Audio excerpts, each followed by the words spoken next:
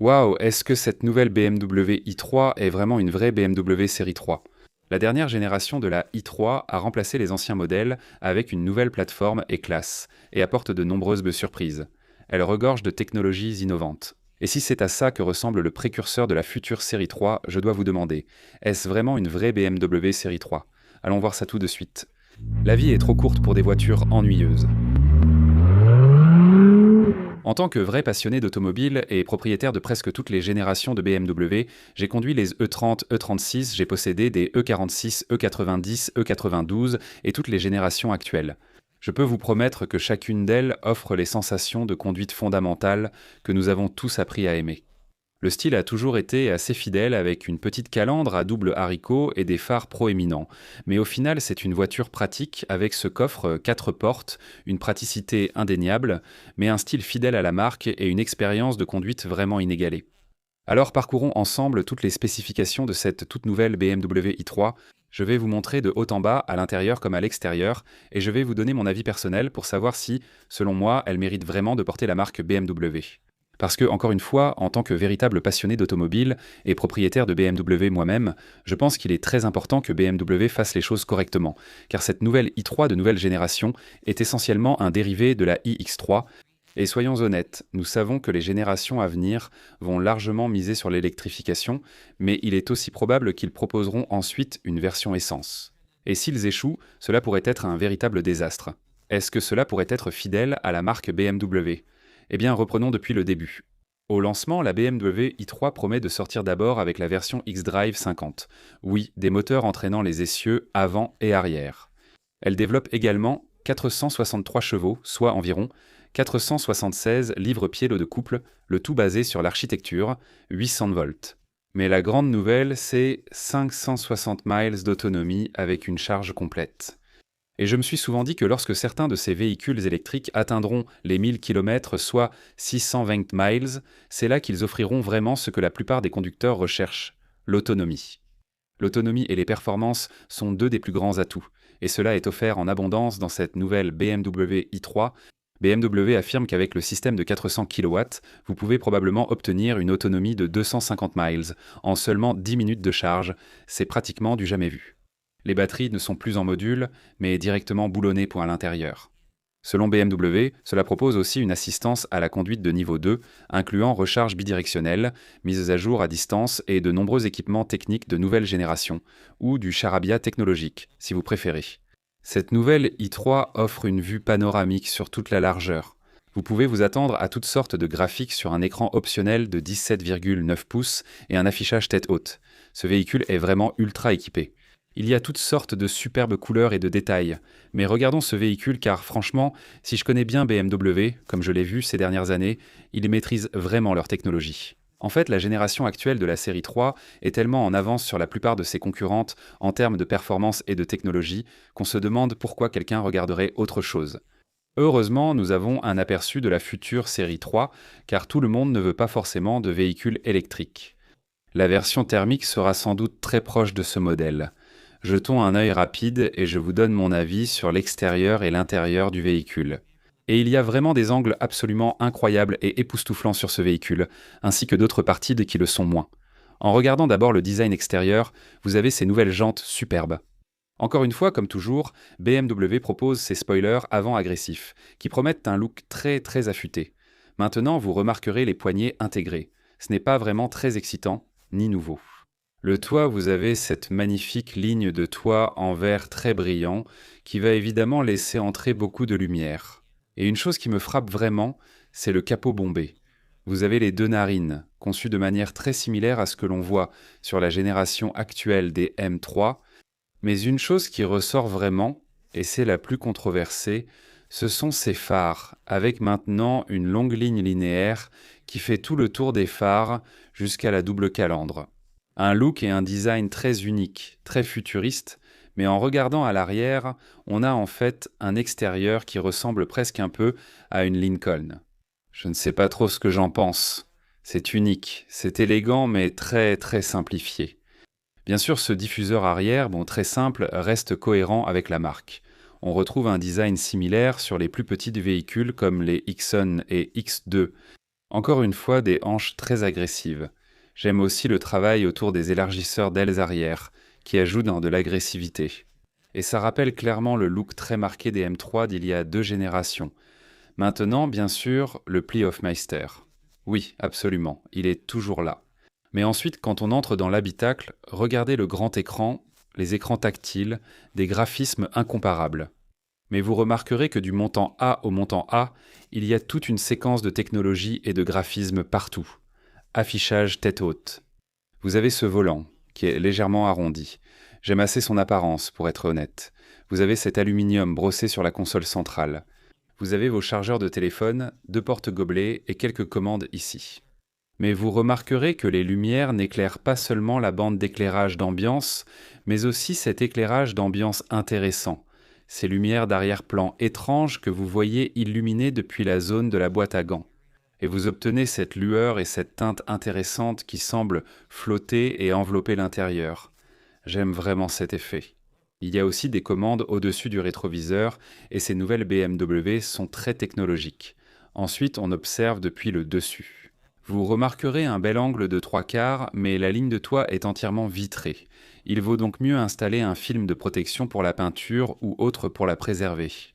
Dans de nombreux climats nordiques, c'est risqué, mais le rendu est superbe. J'adore le toit sombre avec cette couleur. Encore une belle vue de l'intérieur. Regardez du côté conducteur, et vous verrez ce grand coussin-là pour protéger vos épaules. Il y a beaucoup d'éclairage d'ambiance dans ce véhicule. D'un montant A à l'autre, de nombreuses technologies intéressantes sont intégrées. Les appuis-têtes sont très proéminents et les sièges paraissent moelleux avec un bon maintien latéral. Regardez, si vous pouvez vraiment jeter un coup d'œil au siège, vous verrez aussi qu'il semble être perforé, chauffant. Il est probable que vous aurez absolument tous les équipements à bord. La vue latérale ressemble beaucoup à une série 2 moderne. Ça reste clairement cohérent avec la marque. Ce n'est pas vraiment un grand changement de ce côté-là. Ils ne se sont pas trop éloignés des thèmes de design, et je trouve que la vue de côté est vraiment élégante. Regardez la façon dont les phares semblent envelopper la carrosserie. Regardez la façon dont les feux arrière enveloppent aussi. Il y a une certaine continuité qui est agréable. Et ces ailes arrière bien marquées sur les quartiers arrière donnent vraiment fière allure au véhicule. Ce sont de très beaux éléments. Regardez aussi les bas de caisse. Il y a une finition noire brillante sur les bas de caisse, difficile à voir. Les sièges arrière sont magnifiques, avec quelques prises de courant. Il y a des bouches de chauffage, divers ports et des connexions USB ici. Regardez aussi l'éclairage d'ambiance. J'adore le thème de couleur de cette voiture. Et l'intérieur donne une impression très aérée et lumineuse. Mais encore une fois, vous avez 3 sièges à l'arrière, comme d'habitude, et une trappe de passage pour accéder au rangement. Si vous avez des skis ou des bagages, vous pourrez sûrement les faire passer par l'ouverture centrale à l'arrière. Super! Le dossier en plastique dur est très résistant pour les enfants, surtout lorsqu'ils bougent à l'arrière. Et quand vous en avez assez qu'ils donnent des coups de pied dans le dos de vos sièges, au moins ils n'abîment pas le plastique, c'est du cuir. Maintenant, bien sûr, regardons l'avant. Magnifique. Encore une fois, les ailes marquées qui s'étirent, plus affûtées vers l'avant. Encore une fois, il y a ces LED en bordure. J'adore ce look, c'est vraiment un style intéressant.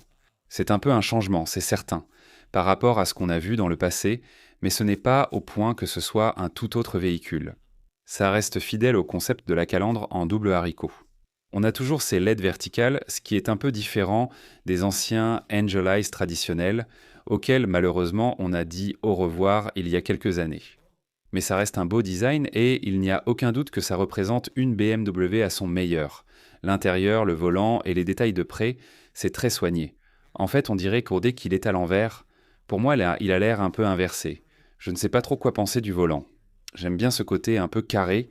Ils essaient d'aller vers quelque chose d'un peu plus carré plutôt que rond, mais c'est un design intéressant. Bien sûr, à l'écran central, il y a beaucoup de superbes graphismes dessus. À l'arrière, vous remarquerez les ailes, très agressives, robustes. Ça a l'air sportif. Et j'ai hâte qu'ils sortent une version encore plus puissante de ce modèle. Attendez la version réelle. Si la M3 reprend ce design avec des élargisseurs d'ailes, imaginez à quel point ce sera agressif. Même dans cette version de base, elle a vraiment fière allure. La partie basse du pare-choc. Vous savez, les pneus sont assez standards, mais j'aime même cette finition centrale. Vous voyez ce contour entre les feux arrière et bien sûr autour du logo BMW. C'est génial. En fait, tout était bien harmonisé. Encore une fois, il y a un style, mais ces feux arrière, je ne les aime pas totalement. Ça me rappelle cette Lincoln qui ressemblait à ça. comme cette fille du lycée aux yeux un peu trop rapprochés. C'est l'impression que j'en ai. Regardons de plus près. Regardez, de près, on voit davantage de capteurs intégrés là-dedans, des LED partout sur les phares, et bien sûr autour de cette calandre. Et encore une fois, la profondeur de cette partie centrale du capot qui descend vers le centre. J'adore ça, c'est vraiment agressif. Oubliez ces capots tout plats et sans caractère, celui-ci est magnifique. Et bien sûr, encore plus de technologie. Vous avez maintenant un chargeur de téléphone magnétique placé là, du côté conducteur. Magnétique, c'est ça, il tient grâce à des aimants. C'est génial. Vous avez des commandes pour vos modes de conduite placées au centre, là où elles devraient être, et une petite molette molletée pour le volume. Je commence à repenser à l'ancienne Kia Rio. Non, pas la Kia Rio. Vous vous rappelez l'ancienne Kia Soul avec ses haut-parleurs et lumières qui vibraient avec la musique?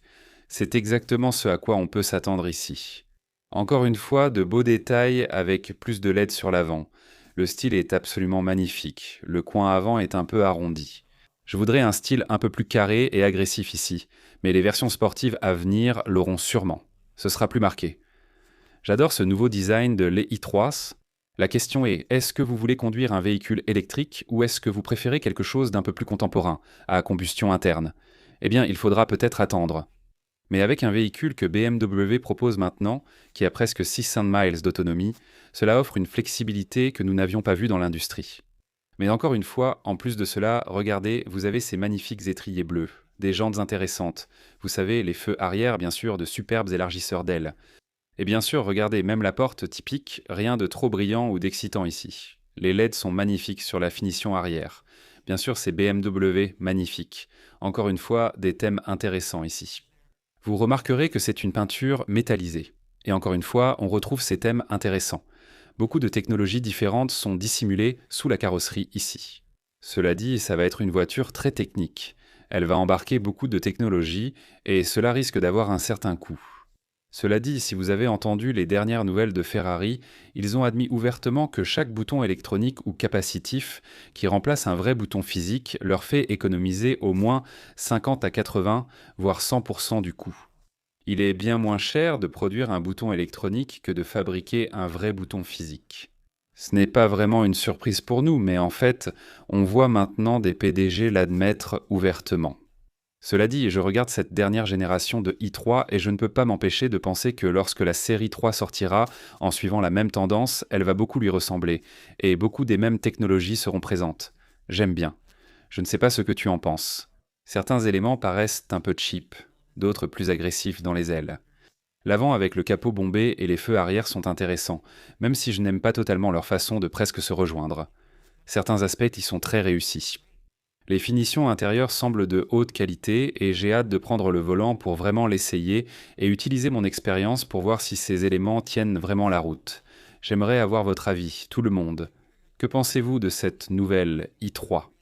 Et est-ce que, selon vous, c'est vraiment une vraie BMW et qu'elle a l'âme d'un pur sang comme beaucoup de BMW du passé ? Je veux dire, s'ils ne réussissent pas la série 3 pour moi, ils ont tout raté, parce que c'est vraiment leur cœur de gamme pour les amateurs de conduite sportive. J'aimerais avoir votre avis.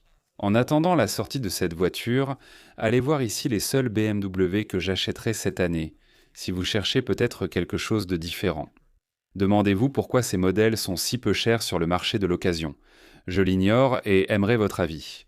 Excellente journée à tous, à bientôt, au revoir.